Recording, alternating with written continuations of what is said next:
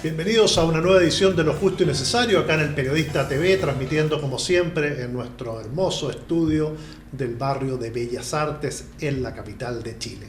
Hoy tenemos a una periodista de invitada, una periodista que en el último tiempo, desde el portal donde trabaja, El Desconcierto, ha golpeado y ha dado mucha información sobre uno de los casos relevantes de la época. ¿Usted sabe algo? Dobra Lusic fue nominada en una quina. Ella es ministra de la Corte de Apelaciones de Santiago.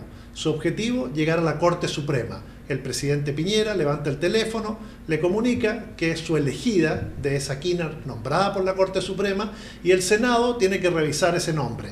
Entre que eso ocurrió y el día de hoy o esta semana han ocurrido muchas cosas y muchas publicaciones de prensa. Tanto que la ministra Dobra Lusic, cuando fue al Senado, dijo que había una campaña orquestada en su contra, que a los medios de comunicación había que regularlos y que además en las publicaciones había un sesgo de género. ¿Cómo estás, Natalia Figueroa? Hola, Francisco, muchas gracias por la invitación. Y sí, estamos en medio de todo esto, este contexto de Dobra Lusic, que está a punto de ascender a la Corte Suprema, es la candidata del gobierno de Sebastián Piñera, y está complejo para la votación que se va a dar este miércoles en el Senado. Traemos a Natalia de invitada por dos razones. Una, porque ha publicado mucho, como decía al comienzo, y otra, porque uno de los operadores políticos o judiciales, llamémoslo mejor, de Dobra Lusic, John del Tránsito Campos Benavides, se querelló contra ella o la denunció por una ley súper extraña, la ley de telecomunicaciones, ¿no? Así es. Cuéntanos, ¿cuál es tu situación actual? Sí, bueno, todo esto partió por una publicación que nosotros hicimos el 14 de abril y que titulamos Los pagos de favores y el lobby que rondan la nominación, el nombramiento de Dobra Lusic a la Corte Suprema. Ese era el título de este artículo.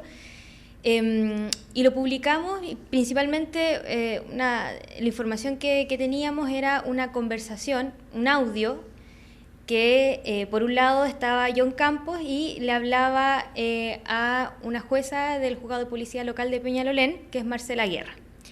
Ellos tienen esta conversación en septiembre del año pasado y aquí se da cuenta de el lobby que está haciendo John Campos en favor de Dobra Lusic y lo que trata de hacer es de convencer a Marcela Guerra para que ella busque apoyos en el PPD. ¿Por qué en el PPD? Porque ella fue asesora de Guido Girardi y también fue una secretaria privada de uno de los ministros de la Corte Suprema por mucho tiempo, pero muy cercana más a Girardi, al senador Girardi. Entonces John Campos le dice que trate de convencer a su amigo, le dice en este audio dura al menos dura 15 minutos y un poquito más, y le dice que trate de convencerlo. Él dice que el panorama no se viene bueno, pero hay que revertirlo. Y dice, hagamos un pacto secreto de Estado, dice. Entonces, claro, la jueza le dice que va a hablar con Girardi, que va a hablar con el senador, pero que no se compromete porque no está segura, al menos de lo que ella ha podido conocer. Dice que en realidad Dobra Lusic no es parte de los ministros de los favoritos que estaban para esa quina. Esto fue el año pasado para el cupo que dejó Carlos Cerda, después de jubilar en junio. Entonces, en este audio, John Campos le dice que busquen un acuerdo, le dice, Marcela, sondea cómo está esto, y quedan ahí como en conversaciones. Pero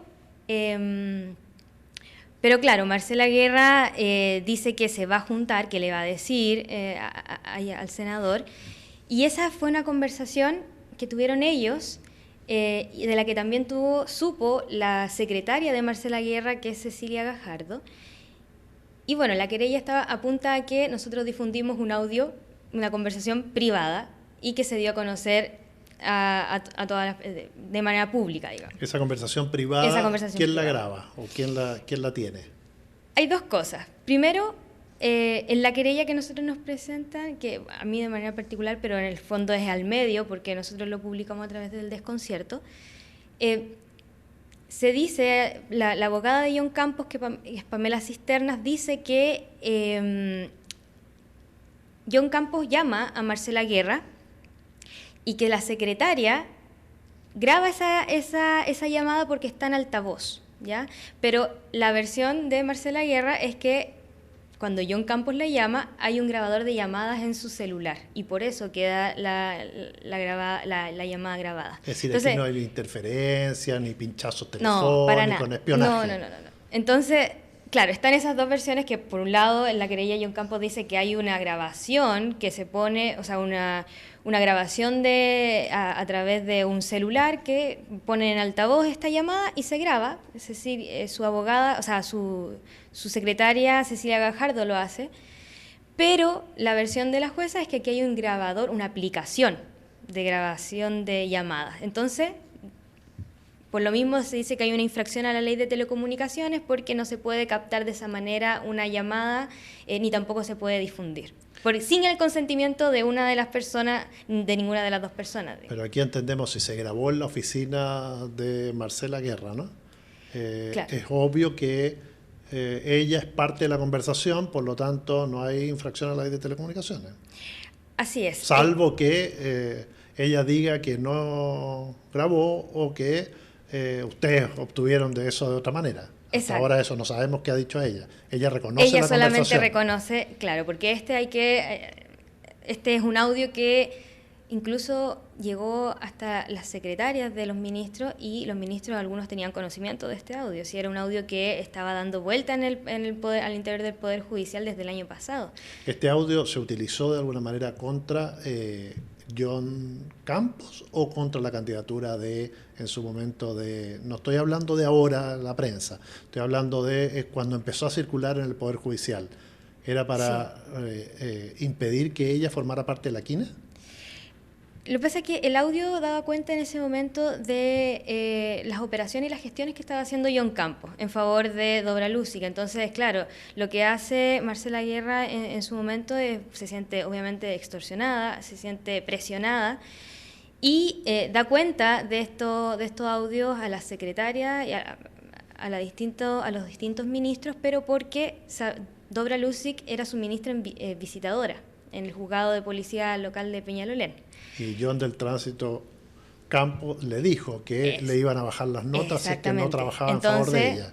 Como era su ministra visitadora y no resultó electa de esa, tuvo la mayoría de votos en ese momento, pero finalmente no fue electa por el gobierno y salió Mauricio Silva Cancino, que después de manera transversal los senadores lo ratificaron.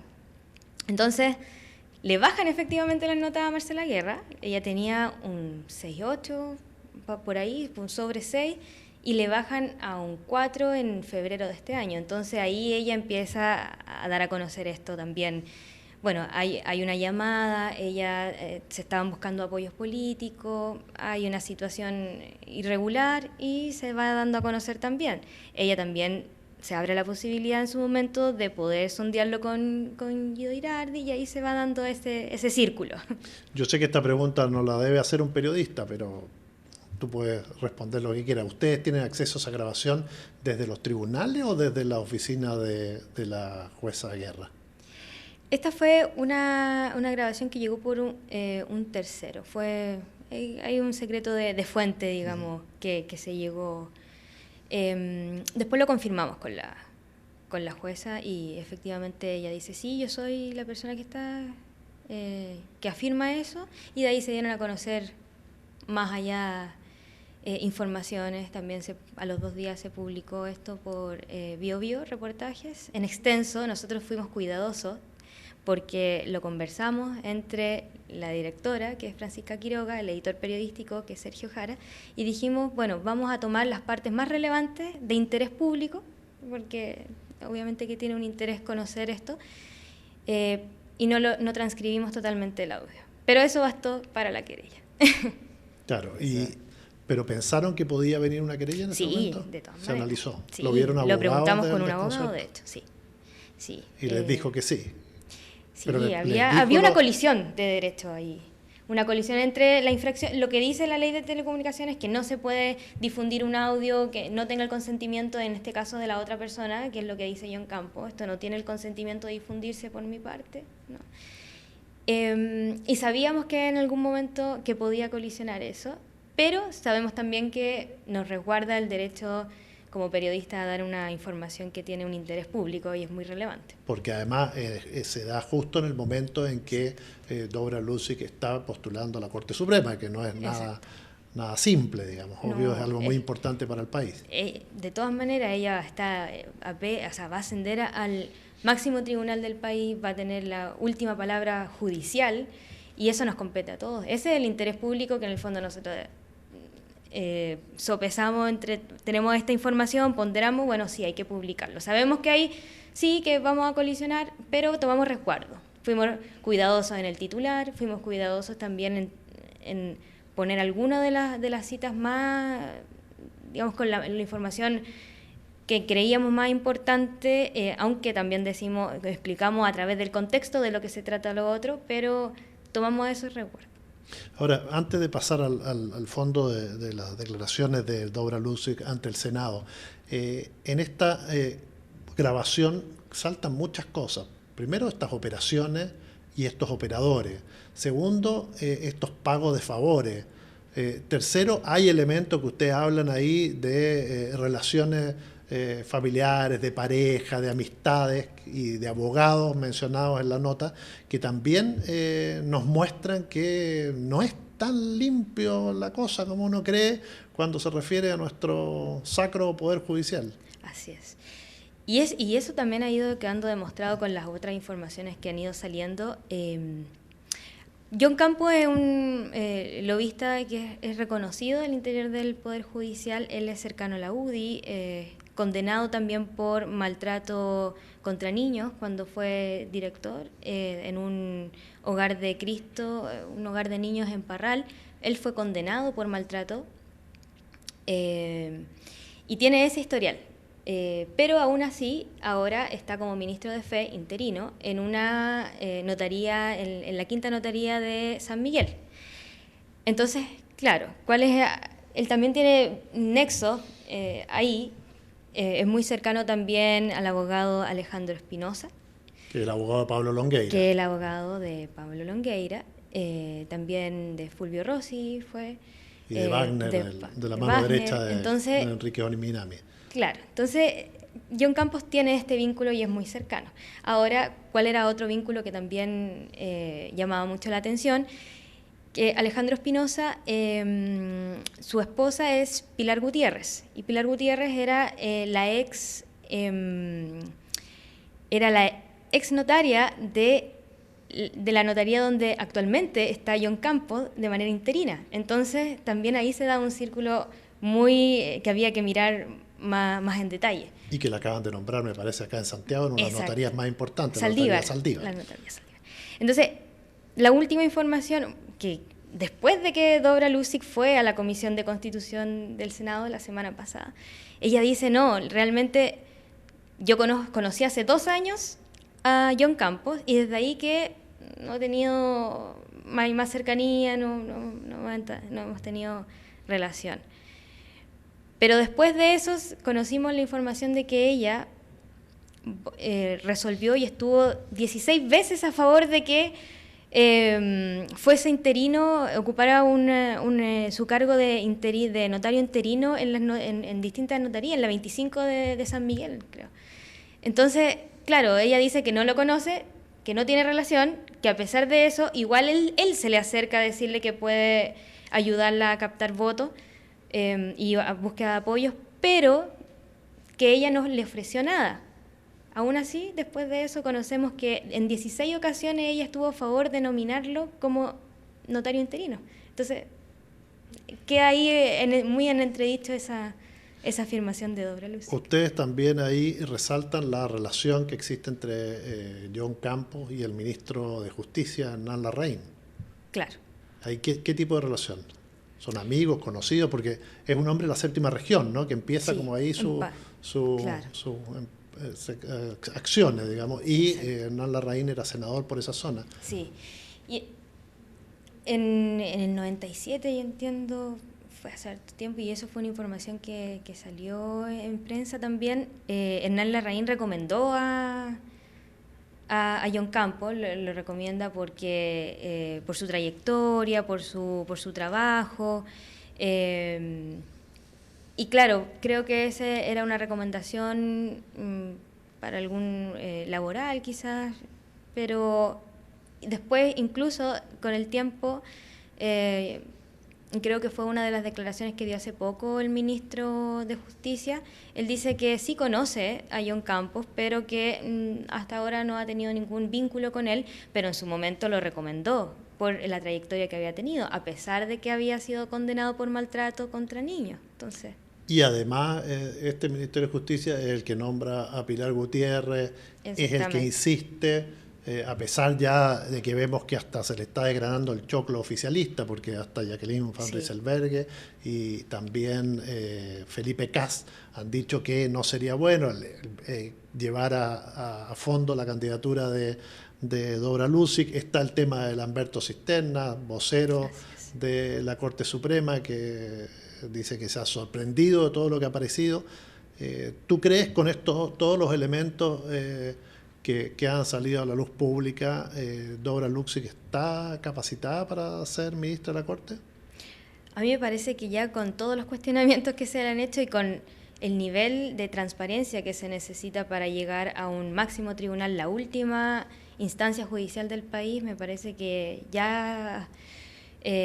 al menos no es la candidata más idónea para llegar a ese punto tan importante que de justicia, de administrar la justicia. Me parece. Yo tengo que hacer aquí un alto. Yo en el año 96 Dobra Lusic me condenó a mí por una causa judicial donde junto a Felipe Pozo, el entonces director de la revista Análisis, dimos a conocer un sumario o parte de un sumario secreto de un caso muy bullado de la época que habíamos publicado en el 91, y ella nos condenó a pagar una fuerte multa en dinero y que si no la pagábamos íbamos a la cárcel, en el marco de la ley de abuso de publicidad, una ley que se creó durante la dictadura y que tendía justamente a la regulación de la prensa.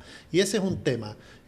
Cuando escuchaste a la ministra Lusic ante el Senado decir que había que regular a la prensa, te sentiste directamente apuntada con el dedo, ¿no? A ti se te quería regular y a otros más, a Biobío, a nosotros. Todos los medios de, o sea,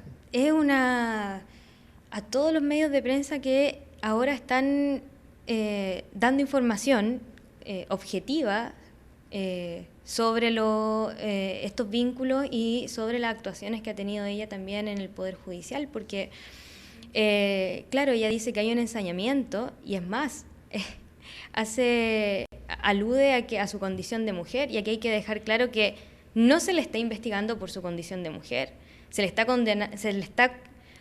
le está cuestionando por su condición de mujer, se le está investigando porque hay actuaciones que parecen irregulares y que hay que dar a conocer porque se exige el máximo de transparencia para un cargo tan importante. Entonces, no es por su condición de mujer, en el fondo, porque se están entregando estos antecedentes, porque han aparecido en distintos medios de prensa información. Eso yo creo que también es una manipulación y también ser oportunista con ese tipo de discursos. Pero tú cubres tribunales, ¿no? ¿O eres volante? No, en el diario cubrimos de todo tipo de... Todo tipo. Claro. Pero tú ves también que los operadores, por el otro lado, los que no quieren a Dobra Lusic, están muy activos hoy, entregando información, pasando grabaciones, buscando algunas cosas. Es decir, los medios de comunicación, si bien es muy objetivo lo que tú planteas de que están cumpliendo la pega, hay también operadores por el otro lado que dicen no la queremos ahí. Es decir, son camarillas de la Corte Suprema, o de la Corte de Apelaciones o del Poder Judicial que se están expresando hoy día a través de los medios también. Sí, yo creo que son parte de este juego, en el fondo, de un poco de cuestionar al poder, a las personas que llegan o que no quieren que se lleguen y entregan información a conveniencia, ¿no?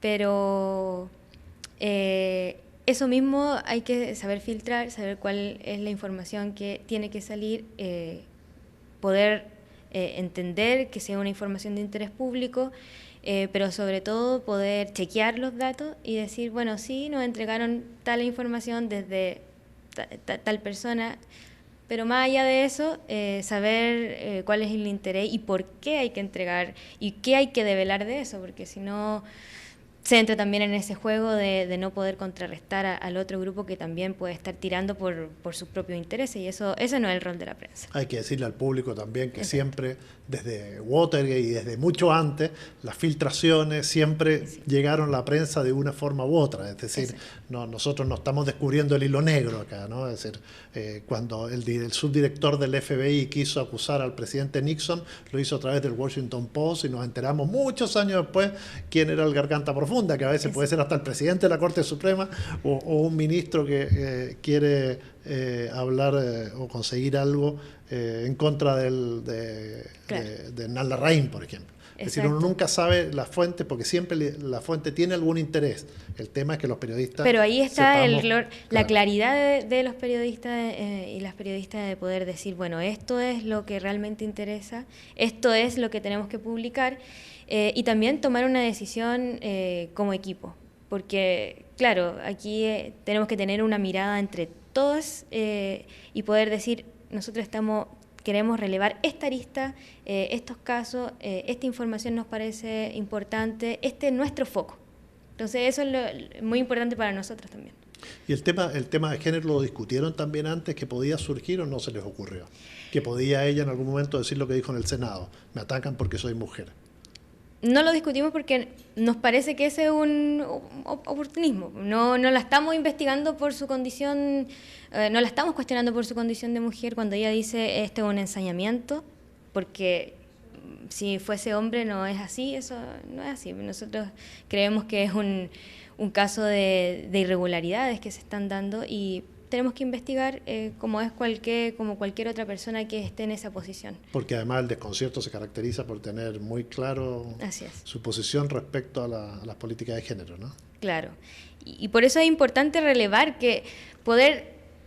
ese discurso en el fondo de que cuando ella sale diciendo que hay un ensañamiento porque es mujer, hay que aclarar esos puntos.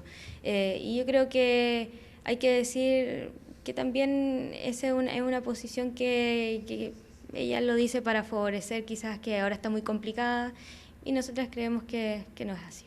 Natalia, ¿se puede regular a la prensa hoy en día? Me parece que ni hoy ni en ningún momento se debería plantear eso, ¿no? ¿Tienes miedo a la denuncia en tu contra? No, porque yo estoy segura y estamos como equipo seguros de que hay un interés que nos respalda, un interés público. No, ¿Y confías en la justicia? Me gustaría, pero yo creo que con todas las cosas que además me ha tocado ver ahora último, cada vez creo que está más contaminada de intereses. Esperamos de que falle, que nos resulte como tiene que ser a favor del interés público. Esto es una información que tiene que conocerse, no nada más que eso. Y ese es nuestro trabajo como periodistas, no es defender ni un grupo ni a otro, es mostrarlo. A seguir trabajando entonces. Así es. Muchas gracias, Natalia. Gracias a ti, Francisco. Y usted ya sabe, ella tiene el derecho a informar y hay que defenderlo, pero usted tiene el derecho a estar informado. Y la forma de informarse es a través de los medios de comunicación. Así que defienda a periodistas como Natalia Figueroa cuando se enfrentan a estos poderes que tratan de acallar la libertad de expresión con un solo objetivo: seguir haciendo las cosas mal. Le agradecemos mucho por habernos acompañado aquí en Lo Justo y Necesario y nos vemos en otra oportunidad con una interesante invitada como la que tuvimos hoy, a Natalia Figueroa. Muchas gracias.